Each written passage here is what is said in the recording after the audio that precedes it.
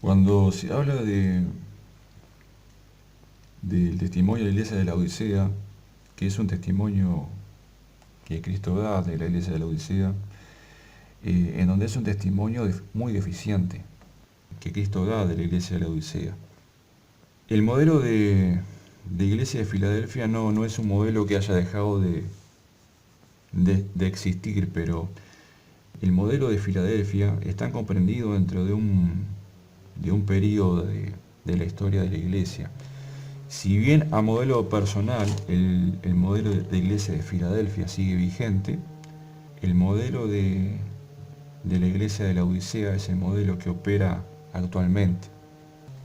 Ahora, la escritura habla acerca de esto no es un decir hagamos males para que vengan bienes, pero la escritura da testimonio de que cuando el pecado abunda, la gracia de Dios abunda.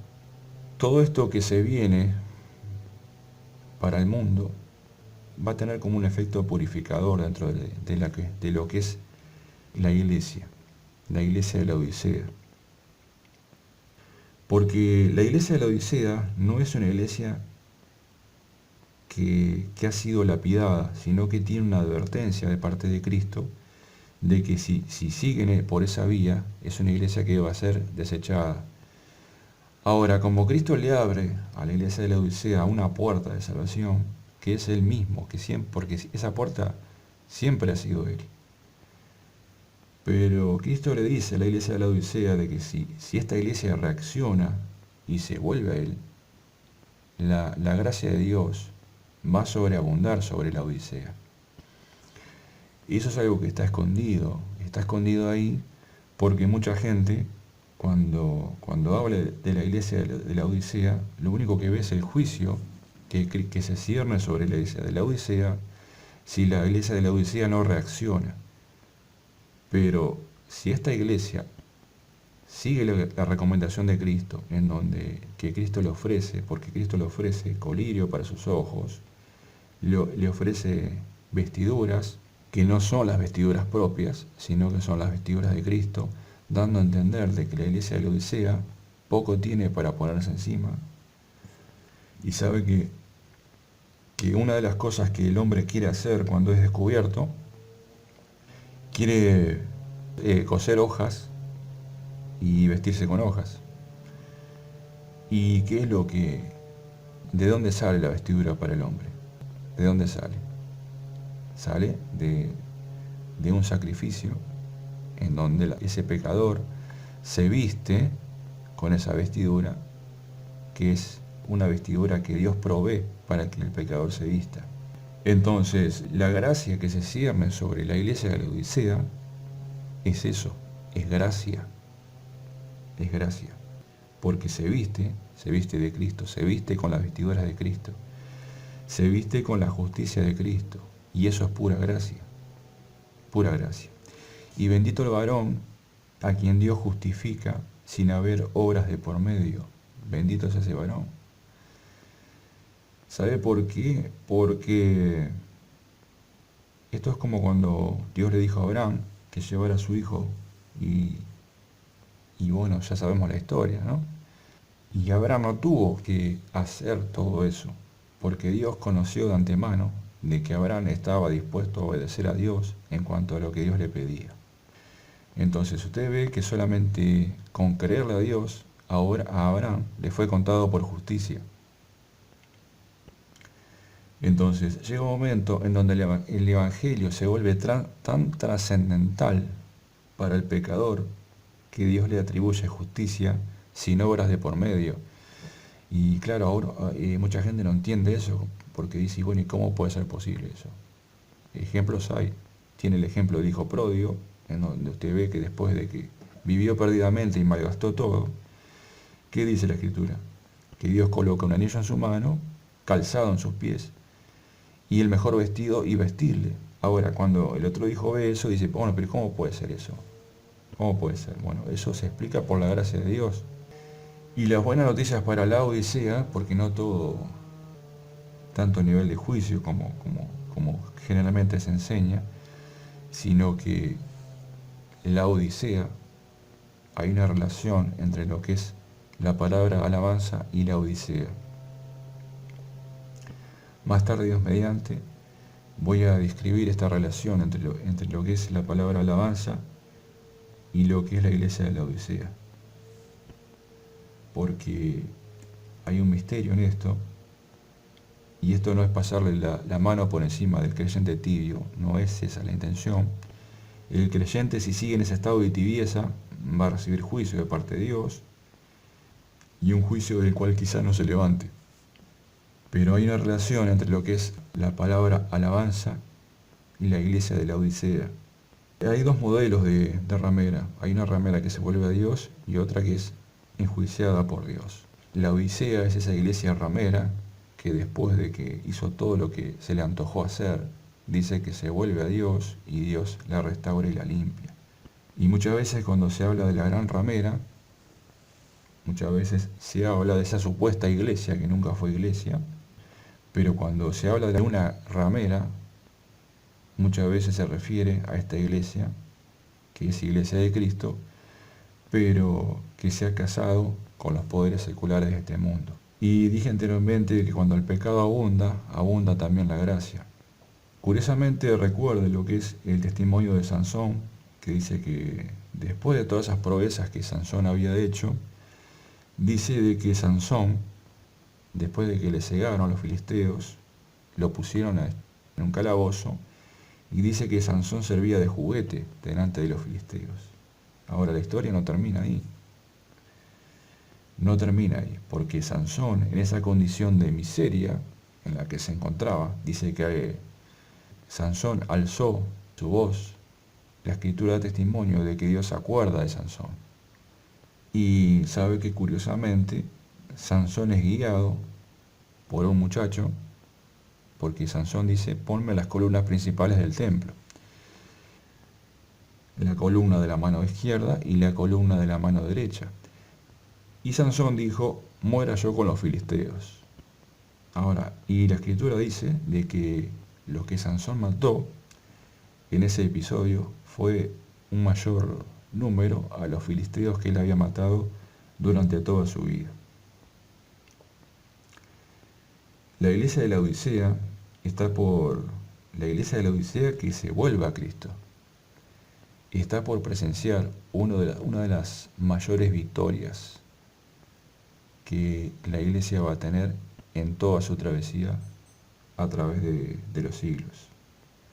Porque es una iglesia que va a estar presente cuando la fuerza de Dios derribe estas dos columnas, y no solo estas dos columnas, sino que va a derribar todo este templo filisteo que se ha venido gestando aún desde los comienzos de Nimrod.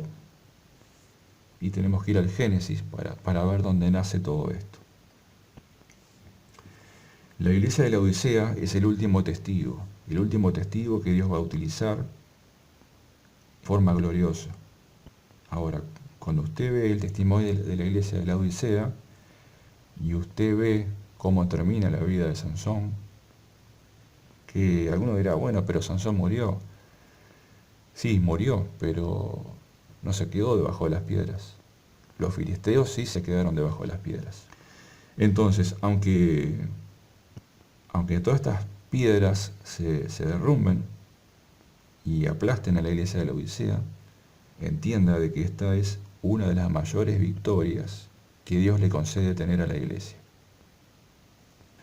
Un concepto que sería bueno que lo entendiéramos, cómo es que se relacionan lo que es el sistema que descansa en lo que son las dos columnas, que no es otra cosa que la ley romana, que tiene muchas caras y muchas aristas, pero es una sola cosa, la ley romana, en vigencia, modificada, muy elaborada, muchas veces con un lenguaje confuso que la gente no entiende, y muchas veces como que le dicen que lo vamos a matar pero es por su bien, y tiene un mecanismo tan perverso muchas veces, que le dicen que lo van a lapidar y usted no entiende lo que le están diciendo.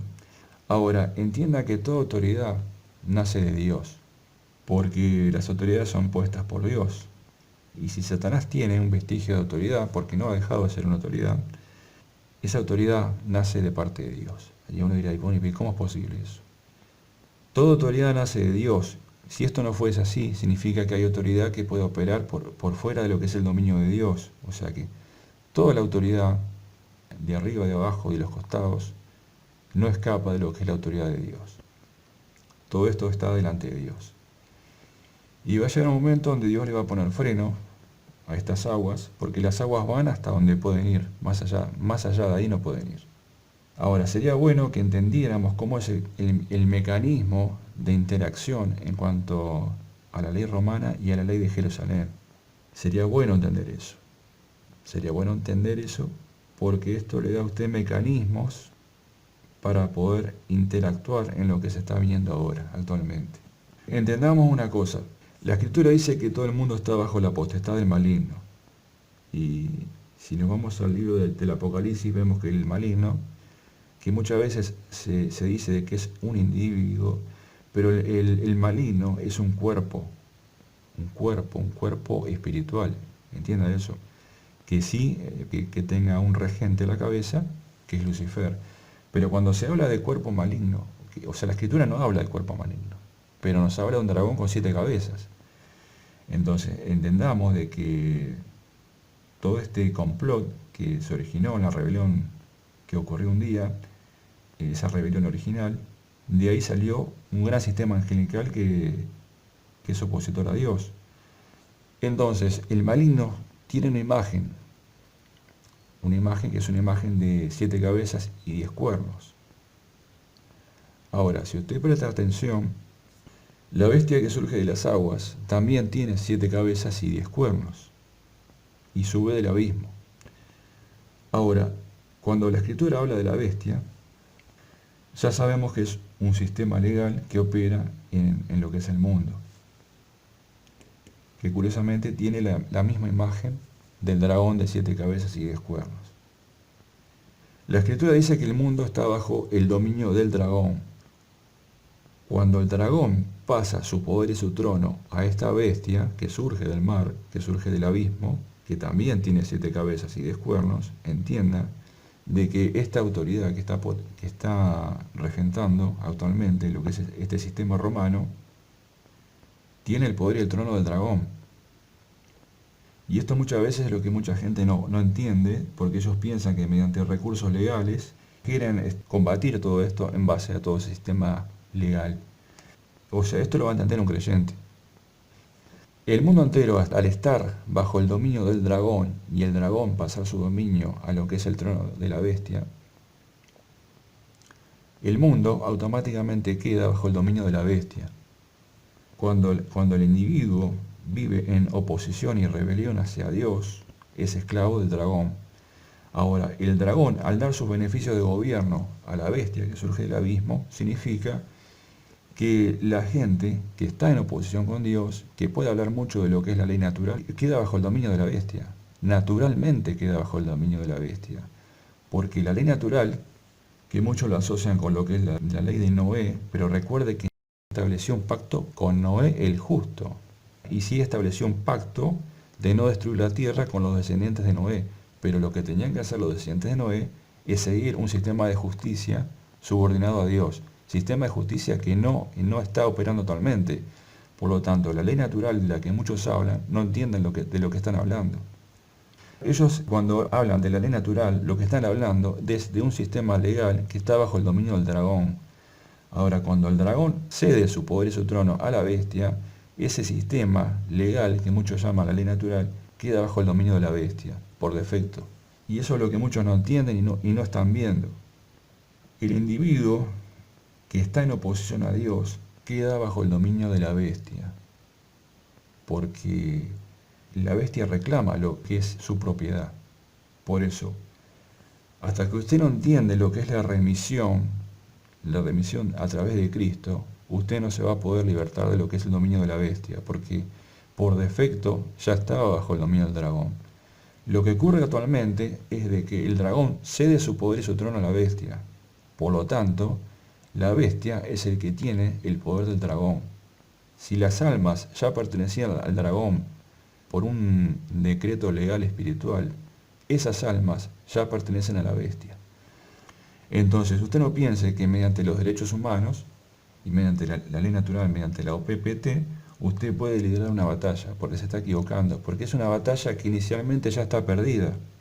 Para poder batallar eficazmente, tienen que entender lo que es la remisión a través de Cristo, para que ese esclavo pueda ser libertado, y una vez que ese esclavo es libertado, pasa a ser de otro dueño, de otro señor, en donde se rige otro sistema de leyes, que son las que vienen de parte del Dios Creador. Esto es un tema que sería bueno que el creyente lo estudiara y lo profundizara, porque es ahí cuando entiende lo que es su relación con la ley romana y con la ley de Sion, la ley espiritual.